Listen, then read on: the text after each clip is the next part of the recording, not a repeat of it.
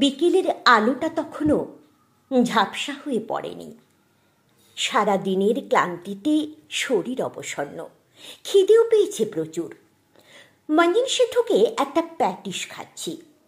হঠাৎ খেয়াল করলাম একজোড়া বড় বড় চোখ কাঁচের বাইরে থেকে উঁকি মারছে।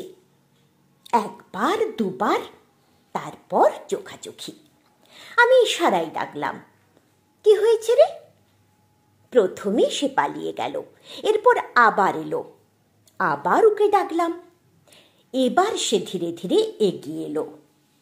মাথা নিচু, কোনো কথা নয়, শুধু দোকানের ভিতরের কেকের দিকে সংকুচিত আঙুল তুলে দেখালো। বললাম, খাবি? এরপরেও সে চুপ করে দাঁড়িয়ে থাকলো। আমি আবার বললাম, নিঃসংকোচে বল, কি খেতে চাস? এবার যেন সাহস সঞ্চয় করে বলল, একটা কেক কিনে দেবে? আমি দোকান কর্মীকে বললাম, ওকে সব থেকে ভালো কেকটা দাও। এ কথা শুনে ছেলেটা চট করে বলে উঠল, কেকটা আমি বাড়ি নিয়ে যাব, আমার দিদা আর আমি খাবো। আমি হাসতে হাসতে বললাম, তাহলে আরেকটা নিস? সে মাথা নেড়ে বলল, না গো, এতেই হবে, বেশি লোভ করি না, দিদার জন্যই তোমাকে বললাম। আমার বুক কেমন যেন মোচড় দিয়ে উঠল। আমি ওর হাতে কেকের সাথে একটা ঠান্ডা পানীয় আর আরও কিছু খাবার গুঁজে দিলাম। বললাম, তোর মা বাবাকে দিবি না?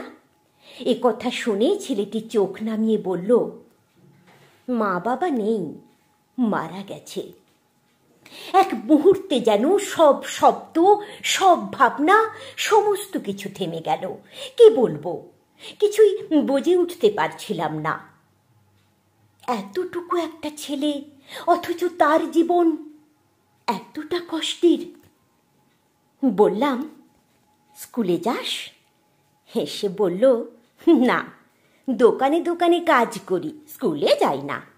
তারপর হঠাৎ হেসে বলল, তুমি মন খারাপ করো না, আমার একটা ছবি তুলবে? বললাম, কেন রে? সে বলল, আমার কথা তাহলে তোমার মনে থাকবে। আমার গলা ধরে এলো, ও চলে গেল। পেছনে তাকিয়ে দেখি দোকানের মেয়েটিও আমাদের কথোপকথনে চোখ মুছছে।